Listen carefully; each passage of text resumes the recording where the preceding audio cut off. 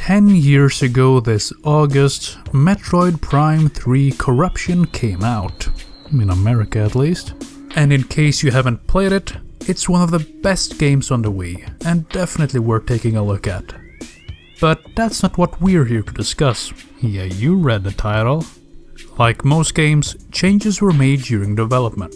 And personally, I find this kind of stuff to be quite interesting. Seeing how things could have been, or just how different the game looked. Well, what a coincidence, I just happen to have a playable prototype of the game right here. So let's take a look at that.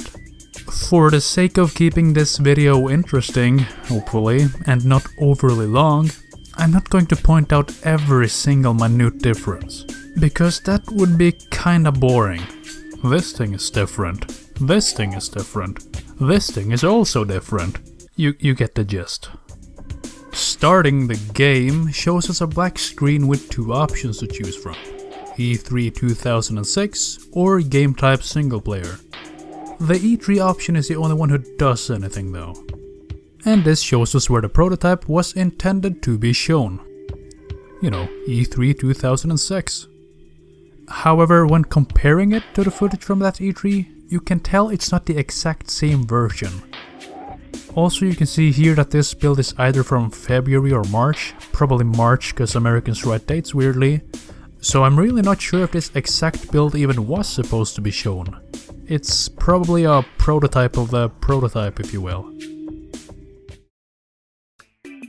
When the loading is done, and that takes some time, the prototype starts out on Norion during the space pirate invasion, with Samus having just arrived. Talking to this Federation soldier triggers an actual cutscene with voice acting. Our situation doesn't look good. The pirates hit several bases simultaneously. They knew exactly where to hit us. And it's very similar to the final game, albeit with some changes, especially noticeable in the voice acting. Our situation doesn't look good.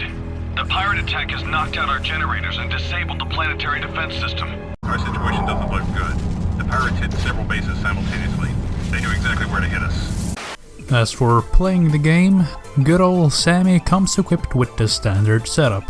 Varia suit, morph ball, Bombs? charge beam, and missiles. Plus the grapple lasso. And the controls are basically the same as in Metroid Prime 2 Echoes.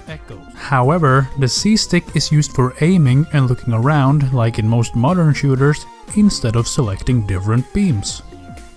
On the surface, this seems pretty neat, but there's a big issue. Up and down is inverted, with no way to change it. Thankfully this is all being played on an emulator, so switching around a few inputs fixes this, but still, shame on you, Nintendo. The aiming itself isn't too great though, as it kind of snaps back to the center every time you let go of the stick. And it's kinda hard to hit enemies, so you'll have to depend on a lock-on like in the previous games, which is fine, I guess.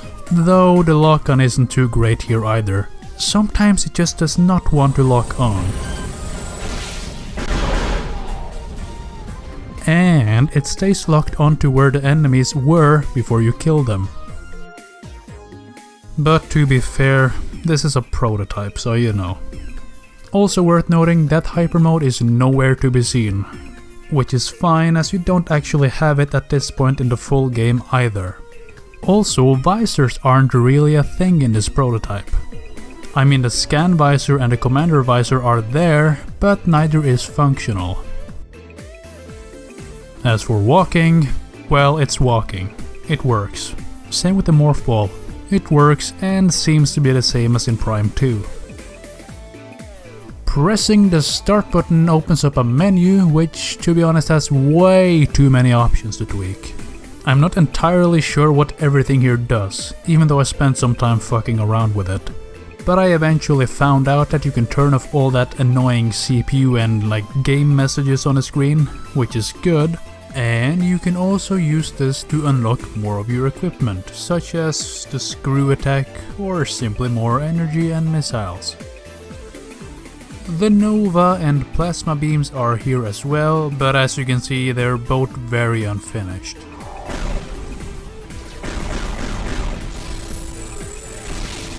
Then there's the also mysterious hyper mode menu. There's a lot of options here for fucking around with hyper mode, but I just can't figure out how to use the goddamn hyper mode. I've tried everything, and no hyper mode. But oh well. Me, or someone more patient, should probably take a closer look at that menu to see if there's any more secrets lurking around. But it's time to take a look at where the biggest changes were made. Level design. Overall, the general layout of Norion remains very similar to the final game. The changes are mostly in how the rooms are laid out. Take this room for instance. In the final game there's no floor here and you'll have to use the morph ball on the wall thingy there to get through. Here in the prototype, the morph ball stuff is completely optional and only leads to a missile expansion. And in the very beginning, the room where you get the grapple lasso in the final game is not there at all, it just leads straight to the elevator. Though to be fair, Samus already has the grapple lasso here, so it would be pointless. This is the case for pretty much every room in the prototype.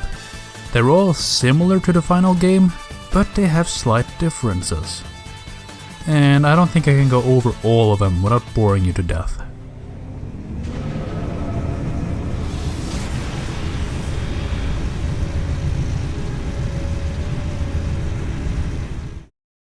If you've played a game, you shouldn't have too much problem figuring out where to go and what to do. But if you haven't, well, this prototype isn't exactly noob friendly, and it's very hard to know exactly what to do. No objective markers here, son. So, in case you should need a reminder, space pirates are launching a big asteroid known as a Leviathan seed towards the planet Norion. So you, alongside other hunters, have to get 3 generators back online to power up a big cannon so it can blow the ever-living fuck out of that asteroid.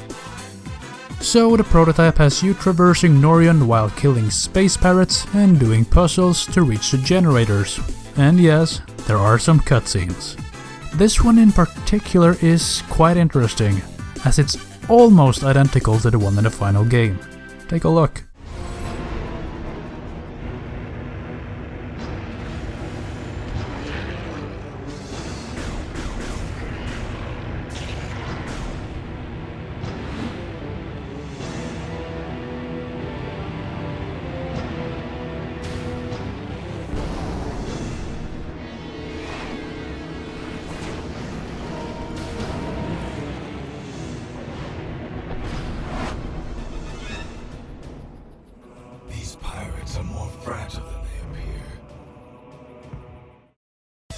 I'm not sure why, but Rhonda seems to be quite red afterwards.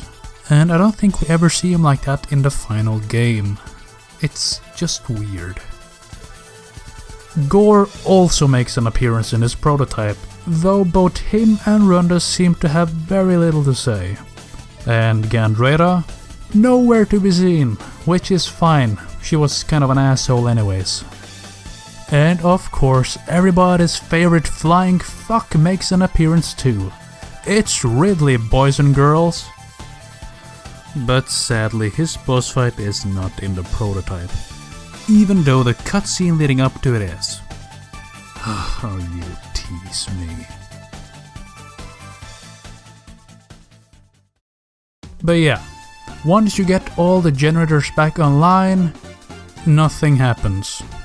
No cutscene, no ending, nothing. This is kind of disappointing, but it is a prototype, so I guess low expectations should be had. So yeah, that's the prototype for Metroid Prime 3 Corruption. It was pretty fun to find something like this and play through it. And yeah, I know I didn't really dissect it thoroughly, but that's not really something I'm good at.